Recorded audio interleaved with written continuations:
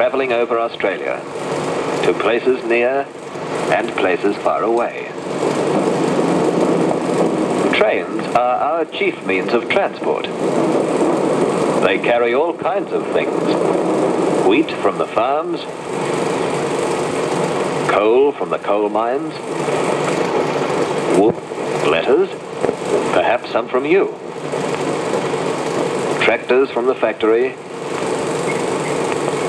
animals from the farm,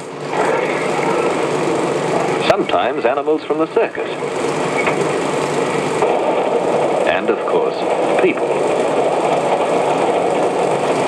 All these goods or people have to get from one place to another, and trains carry them there.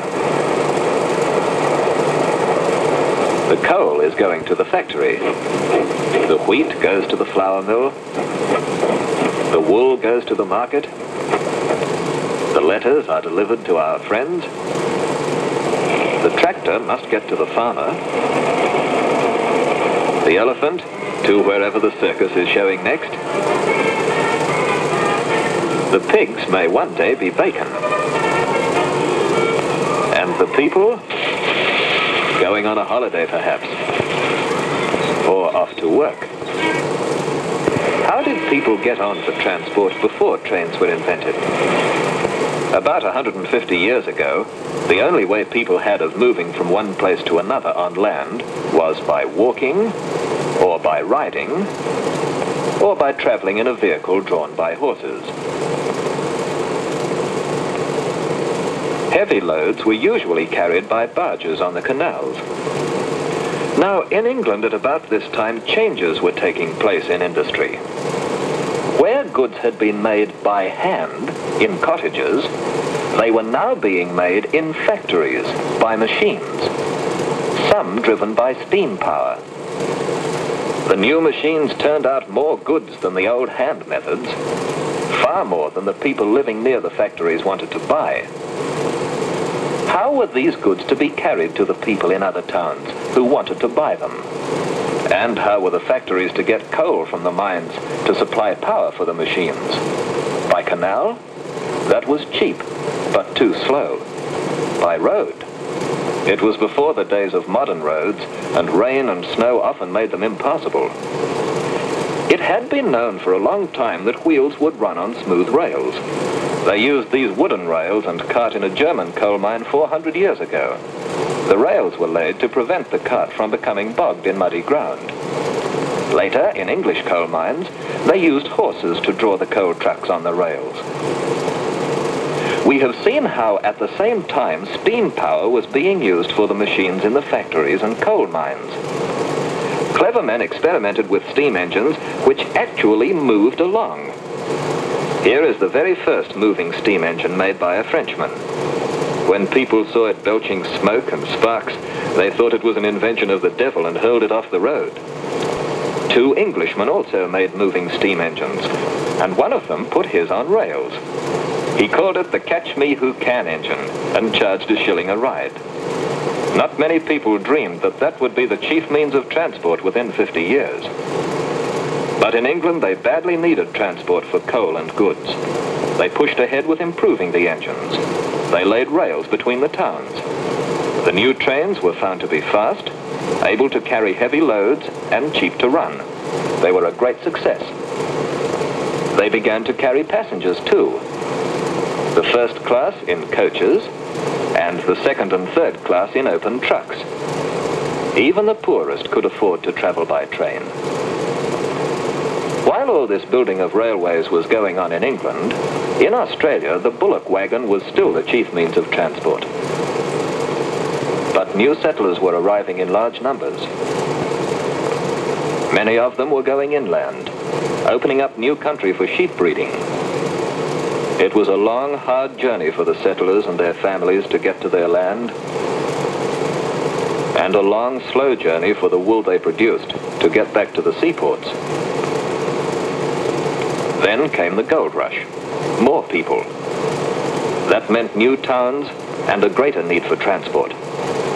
Railways had been successful in England, so squatters and citizens organized companies to build railways here.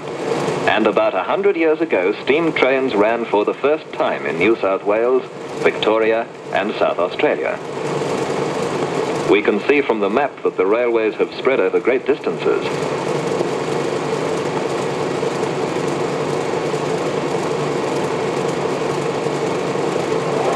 Wherever they went in Australia, the railways made new settlement possible.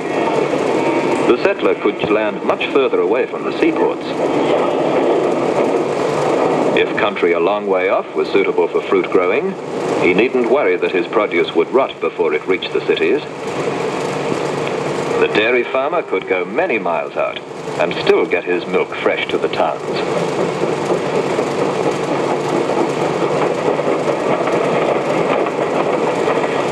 In return, the farmer could get from the cities machinery to work his land. The farmer's wife could get supplies for her house. Nobody had to feel isolated, wherever there was the sound of a train in the distance. We must remember that all this had started to happen before motor cars were invented. It happened also before the states of Australia were united. Each developed its own railway system with its own width of rails, or gauge. The result is that you can't take one train right around Australia. You have to stop and change trains wherever the gauge changes. Around the south coast, stop and change. On to Adelaide, over the hills, to Melbourne. And up to Albury, stop and change. Up north to Sydney, Newcastle and Brisbane, stop and change again for the North Coast Line. Everything carried on the train has to be changed too. Over from one train and into another. Wheat over, mail over, cars over, animals over, all wasting time and manpower. Ever since the first trains, engineers have been making better and more powerful engines to cope with the heavier loads they have to pull. Many of the engines we use are made here in Australia. Here are a few of them. The 38 class engine of New South Wales.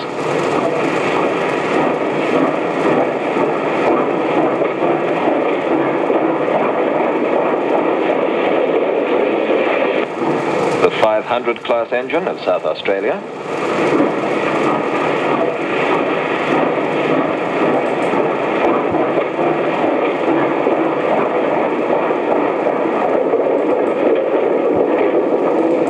And the Victorian S-Class.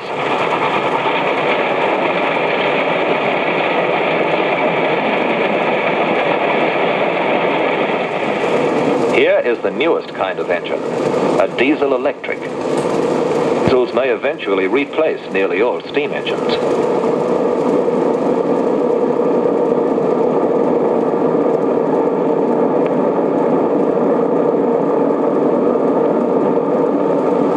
Because they use very little water, diesels have solved a problem on the long trip to Western Australia across desert country. Trains helped to open up Australia, as they opened up many other countries of the world. Now we have other forms of transport, each with special advantages. The motor truck, which can go wherever there is any sort of road. And the aeroplane. It's faster than a train. But neither of these can carry such huge loads so cheaply as trains. We can be certain that for many years to come, trains will be serving us.